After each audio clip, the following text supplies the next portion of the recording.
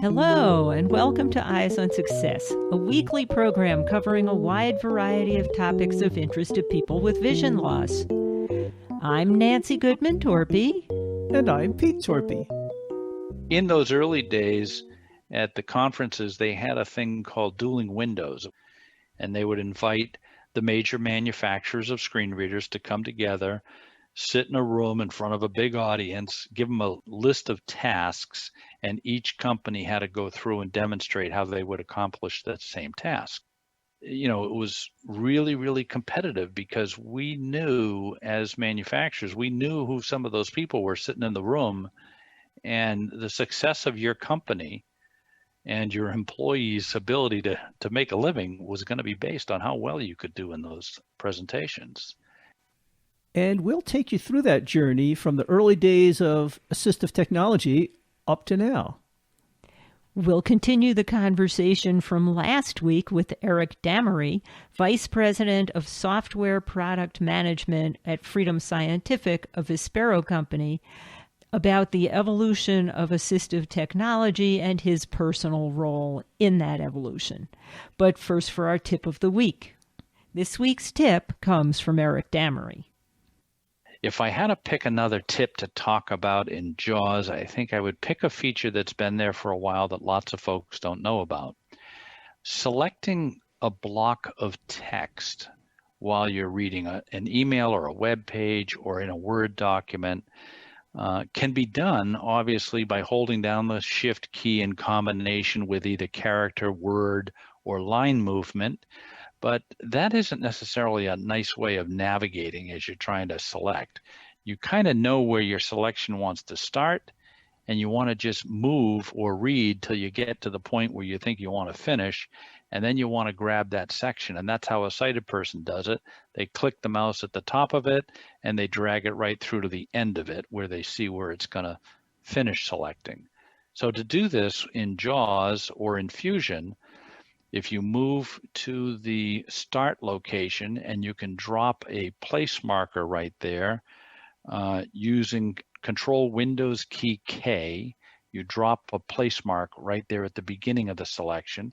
Then you continue reading through your document. You get to the end where you know you want to select up to, and you want to mark that spot, and you do it with Insert, Space, and the letter M to mark. And that instantly selects all the text between those 2 points.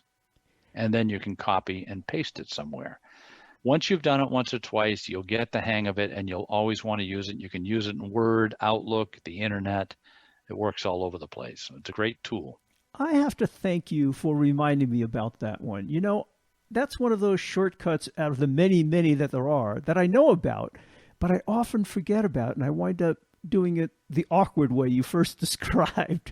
So I'm going to start trying to do it more often this way now. It's a lot more convenient. And I want to add that feature into the voice assist so that if you're reading through a place, you can get to a certain point, you can give the wake up word of Sharky, and you can say, start my selection, stop my selection. You know what I mean? You'd set the point, and you'd get to the other point. You'd say stop, and it'll just select it all. And so we've got to build those kinds of things into that voice assist feature, because I think that's how people will remember to use it. Yes. Yep. Great tip. Thank you. That was helpful to me too. I'm embarrassed that you're probably better at using JAWS than I am. Well, I think about the stuff all the time because that's what I'm supposed to be doing, and you're just struggling to try and get through it all. Yeah, so true. Usually struggling with some other program to work out how it. Yeah, the one program I don't hear him swearing about is JAWS. That's what enables him to work with everything else. Yep. Anyway. Eric mentioned the voice assist that's available for JAWS, and later in this episode, Pete will give a demonstration of some of the powerful capabilities it's got. You are listening to Eyes on Success. Success, success, success, success, success. Let's start by meeting Eric. In last week's episode, he gave a much more full introduction to not only himself, but also his company, Freedom Scientific, a part of Vispero. So if you want to hear that, go back and listen to episode 2104. Eric, you've been with us on the show in the past, but for people who may not know you, can you introduce yourself? Sure. I'm Eric Damery, and I joined into this industry in 1994. I've served as the Vice President of Software Product Management for Freedom Scientific, reaching back to when we were formed in 2000, and prior to that with Hunter Joyce. And I served in several roles: business development, sales, and just all around bottle washer back in the beginning. You've done it all. I've been around for a long time. Yeah, I always tell people I'm the old guy in the company, but I'm not the oldest guy in the company. Support for Eyes on Success is made possible in part by our corporate partners. Find out more about partnership opportunities by sending an email to hosts@eyesonsuccess.net. This week's focus topic is the evolution of access technology and Eric Damery's role in that evolution. And if you want to hear more, come back and listen to last week's episode, 2104. So you started out going to people's houses, basically selling equipment, but these days there are many different options for people to see different types of equipment. How do you feel that the trade show situation has evolved over the years? We had a lot of small dealers back in those early days too, and the dealers knew their customers and found their customers in their local communities. Today, there are less of these small dealers. The mom and pop businesses have really kind of gone away, and they've been replaced by bigger companies. But we as a company have gone out to trade shows, and trade shows were a very, very important part of this industry, I think. CSUN is the big technology show that's happened in the March timeframe on the West Coast. It's really the biggest international show for visually impaired people, I think, and it's really focused on blindness technology.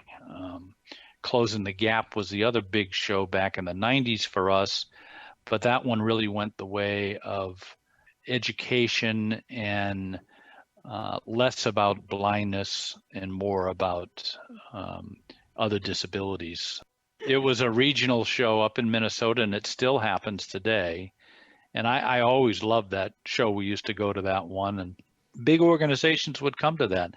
The ONCE organization in Spain, which is the if you're visually impaired in the country of Spain, you join this organization ONCE, and they settled on JAWS for Windows as the screen reader for that country back in the 90s. And I remember we struck the deal at the Closing the Gap convention. The guy used to come over from Spain to go to that show. And of course, the NFB convention and the ACB convention, to a lesser extent over the years, had been very important shows for us. I still love my opportunity to be able to be at those conventions in the summertime. They always had them around the 4th of July. The NFB convention could be 2,000 to 3,000 attendees, and lots of friends, because we see some of the same people every year that go to that convention, and we always have good get together with user group meetings during the conference and go over the product and answer questions. So that was a lot of fun. And then there are other important shows in Europe: Site Village in the UK, Site City in Germany. There's another conference in Reha up in Dusseldorf, which was an important one for people to learn about what's being developed as far as screen readers and screen magnifiers and so forth. So that's where we meet a lot of the folks, and a lot of people go to those conventions. So we were talking to somebody else a few weeks ago, and he was commenting that back in the day, they'd have to haul all this really heavy equipment. And, you think about the old CCTV systems that weighed as much as a refrigerator and were almost as big. And these days, so many of these devices are way more powerful, but much smaller and lighter. I assume you've experienced that too. Oh, traveling, and I can remember in the 1990s when I would travel around the country, I had a tower computer with a handle attached to the top of the thing. And I would carry it onto the airplane, and then I'd bend down and with one arm swing it up to put it into the overhead. And when I would go from city to city, we do it with our suitcases. Well, I would be on and off planes all the time, and I would be lifting that thing up. And I can remember 1996, we were moving from a condo into our first house in Safety Harbor, Florida. And right before the day of that move, my muscles in my back went out. And it was just because I had just come back from a trip of doing that lift with that computer up and down.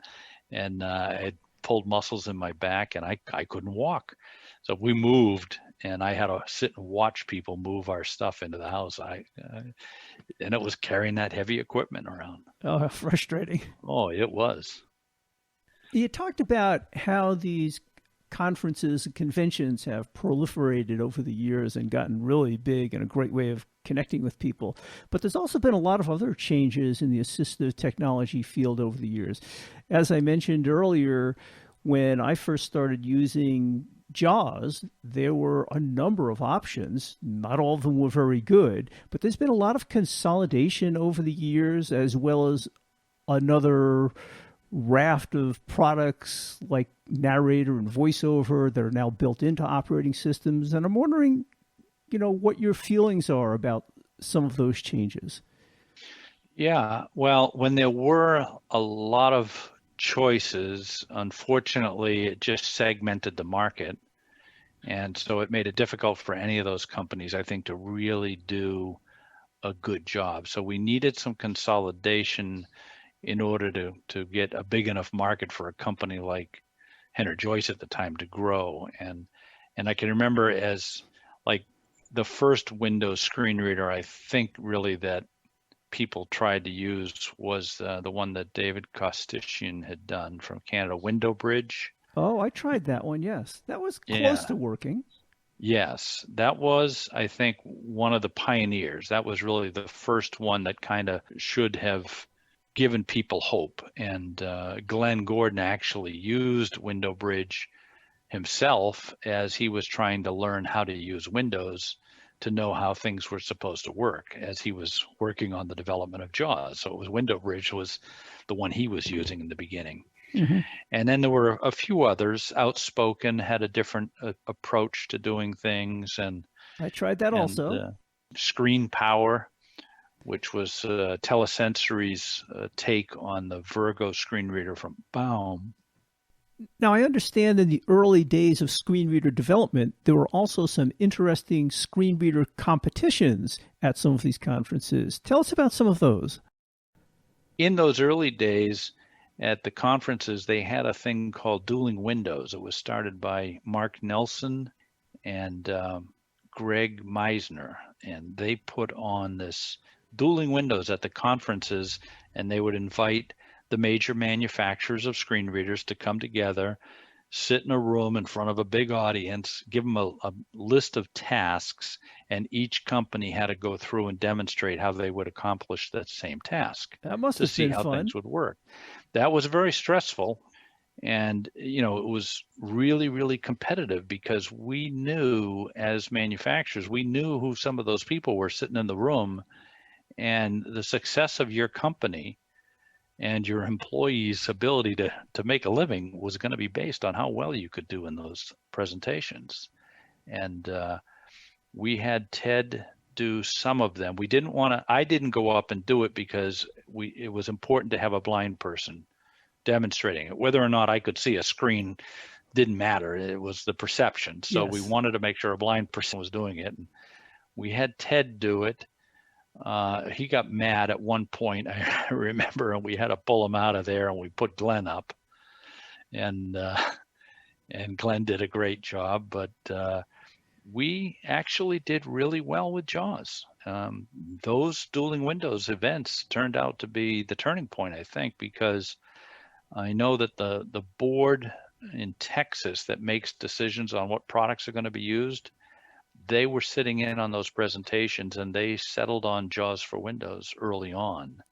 And so how Texas goes, a lot of the country went back then. Yes.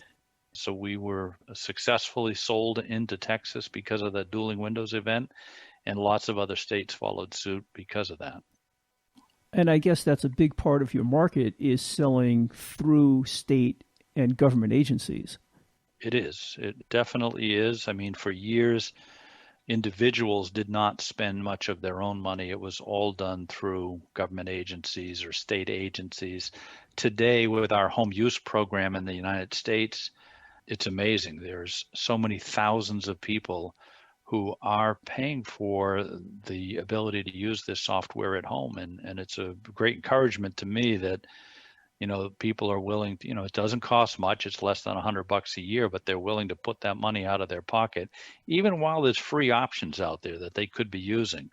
They trust our company. They like our support. And we're trying to put new features in all the time to make it beneficial for them. And they've embraced the software and they continue to purchase it. And we really relish that. We've mentioned this a couple of times earlier this year on the show, that when all of a sudden lots of people wound up having to work from home and blind employees maybe had JAWS at work but not at home, that you guys offered free licenses to use at home. Yep. What a game changer. Thank you. It made a big difference. And we came back from CSUN, and I forget who, I think it was Matt Ader who said, we ought to roll something out for everybody. And we sat down when we came back from CSUN. No one went back to the office. We were done. That was on March 13th. It was Friday the 13th that we left that conference, and we all went home and no one went back to the office, but we decided we need to put software out there for free. And we went to work on the portal, and within 2 weeks we had an offering out there that anyone in the United States with an email address could get access to our software, and it got extended all the way through the end of August. I think it's a nice concept that you have instituted the past year or so, that people can now get some of these products on a subscription basis because, let's face it, some of these access technologies are rather expensive and people can't all of a sudden plunk down that amount of money. But to pay $100 a year for complete access to, your computer, email, internet, and all that is very important. And the tech support. Tech support's important. The tech support at Freedom Scientific is unbelievable. And some of the folks that are doing that work there have been with us for 10, 15, 20 years. And we process hundreds and hundreds of calls every day from people calling in. A lot of times it's just there's a new version out, they're going to install it, but they would rather have someone holding their hand while they're doing it. Yes. And they call support, and the support people answer those calls and help them out. And they do an awful lot of good for a lot of folks. Yeah, and those are some of the differences between free software and programs like JAWS that people don't readily see. They initially look at the cost and say, oh, that's the big difference. But, just in terms of the script support for various applications that JAWS does, I use VoiceOver on my iPhone, but I would never use a Mac. Although a lot of it is accessible, it's not very efficient to use some of these things because they don't have that same scripting capability. They haven't customized the use of these applications for the blind with a screen reader. Right. The customization, and then the added benefit of making sure that you have access to Eloquence, you have access to Vocalizer Expressive at no extra fee, you have the OCR built into it, and then the artificial intelligence stuff now with Picture Smart and Voice Assist. Those are all services that are paid for services that we have to fund. As every time you make a voice command or every time you send a picture to the cloud to get it processed, there are fees associated with that stuff, and that's all built into the cost of the screen reader. So I think that's a pretty neat feature, the ability to recognize pictures and tell you what they're about. I get a lot of emails from friends with pictures. Hey, look at this. And JAWS does a pretty good job of telling me what's in there. Yep. How did it do with Frank's photograph of the Christmas tree decorated with face masks? I haven't tried that one yet. Yeah, it probably doesn't get the face mask. But not when they're hanging sideways on a Christmas tree. That's right. I'm always impressed with the number and types of new features you manage to introduce each year. I look at JAWS every year and I say, wow, it's pretty good now. What could they possibly add to make it better? And somehow you keep finding new ways of improving it. Well, if you could be a fly on the wall when we're talking about what we want to do, the list is unbelievable. We've got, 30, 40 items, and we know we can't do but 8 or 10 of these things next year. We've got so many things that we're not going to get to. It's frustrating. Oh, I'll bet. Yeah, you can come up with tons of ideas, but it takes a lot of development effort to put them into practice robustly. It really does. And you got to put it in and make sure that robustly is really important, that it isn't going to break down and that it's going to continue to work in the future and that it makes sense. Yes. Yep. And here's Pete demonstrating Voice Assist for JAWS that currently works in English, Dutch, German, Spanish, French, and other languages. I thought that since Eric mentioned the Voice Assist feature in his tip, that I'd give a little demonstration of how the feature actually worked. So let's try this. Sharky, what time is it? 4:34 p.m. So that's kind of cute. But now if you really want to get started with the feature, you probably want to ask for help the first time. And if I do that, Sharky, help. JAWS 2021 Help Contents Page Preview Horizontal Book Open 1 item. And this brings up the JAWS Help topic on the speech assistant. And there's a list of topics here, but it places me on the proper one. And if I hit F6, I'll be in the pane with all the documentation about this feature and how to use it with some of its commands. F6, Voice Assistant, 8 headings and 4 links. Voice Assistant, heading level 1 Voice Assistant. Same page link, skip the voice commands. The Voice Assistant provides a way to interact with JAWS in Windows 10 using speech input, if supported. Now I hit Control to stop the speech. It told me there were 8 headings on the page and a bunch of tables. Let's see what I can do with speech. Sharky, list tables. Select a table dialog. List 1, list view. Voice commands for general use. 2x27, 1 of 6. And this brings up a list of 6 tables. If I down arrow through the list, I'll hear JAWS voice commands for use on web pages. 2x6, 2 of 6. This is how I can use the speech assistant on web pages. JAWS voice commands for displaying lists of elements in Microsoft Word documents. 2x9, 3 of 6. How to use it to navigate through Word documents. Voice commands for navigating in Microsoft Word documents. 2x33, 4 of 6. Voice commands for general navigation in Microsoft Outlook. 2x6, 5 of 6. Voice commands for navigating messages in Microsoft Outlook. 2x8, 6 of 6. And as you see, there's several other tables listing commands for how to use the various applications and navigate with your voice. So let's try this on a web page, for example. Alt-Tab, Freedom Scientific N-I-Quality Video Magnifiers, Braille Displays, Screen Magnification Software, and Number 1 Screen Reader, JAWS, Google Chrome. So I just performed an Alt-Tab where I already had the web page for Freedom Scientific opened. So let's see what we can do on this page. Sharky, list links. Links list dialog. Links list view. Skip the content. 1 of 57. So there are 57 links in this list. And again, I can arrow through them. I'll hit the down arrow. Freedom Scientific. 2 of 57. 1 left parent 800 right parent 444-4443. 3 of 57. Home 4 of 57. Products 5 of 57. Software 6 of 57. And as you can see, I can easily go through the links to see which link I want to navigate to. I can also navigate through the links by hitting first letter navigation. Let's hit escape to get out of the lists of links. Escape. Sharky, list headings.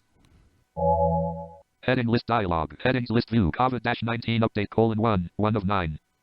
Similarly, I can navigate through the headings by hitting the down arrow or using first letter navigation. Let's hit the down arrow.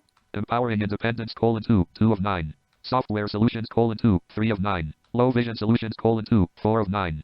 Blindness Solutions, 2, 5 of 9. And you can hear that there are headings for low vision solutions, blindness solutions. Upcoming events, 3, 6 of 9. Events hosted by Freedom Scientific, etc. So that'll get you started with using the feature. Just use that special name and you can use these various functions. I'm sure Freedom Scientific will be expanding on the available list of functions in the future, as Eric mentioned. So just to end this, Sharky, tell me a joke. What is an alien's favorite computer key? The space key.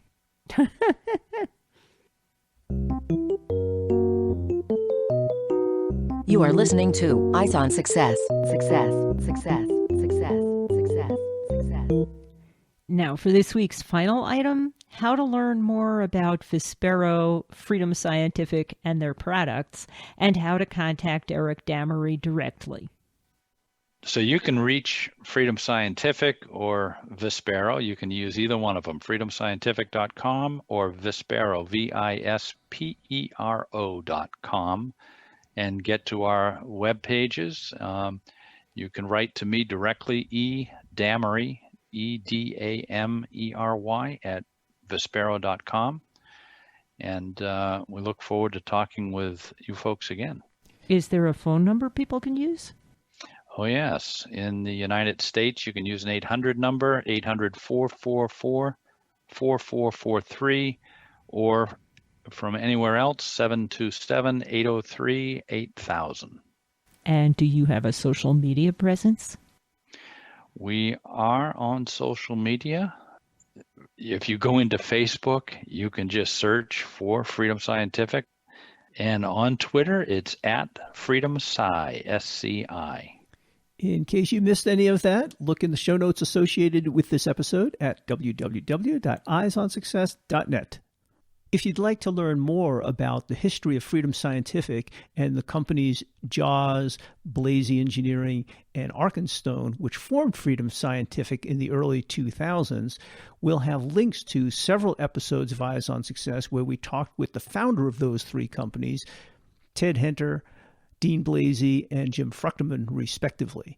So check out those show notes if you want to hear some fun stories. There was even one episode where we interviewed all three of those founders for a very fun reunion. That's it for show number 2105. Next week on Eyes on Success, we'll be talking about Apple's commitment to accessibility and some of the new products and features that they have released. We'll speak with Dean Hudson, an accessibility evangelist on Apple's accessibility team. And we hope you'll join us all next week for that episode. You've been listening to Eyes on Success, hosted and produced by Nancy Goodman Torpey and Peter Torpey, and distributed by WXXI Reach Out Radio. You can access the full archive of previous shows, subscribe to the podcast, and much more by going to our website, www.eyesonsuccess.net. If you have questions about anything you've heard on the show or have suggestions for future shows, send an email to hosts@eyesonsuccess.net. Thank you for listening and have a nice day.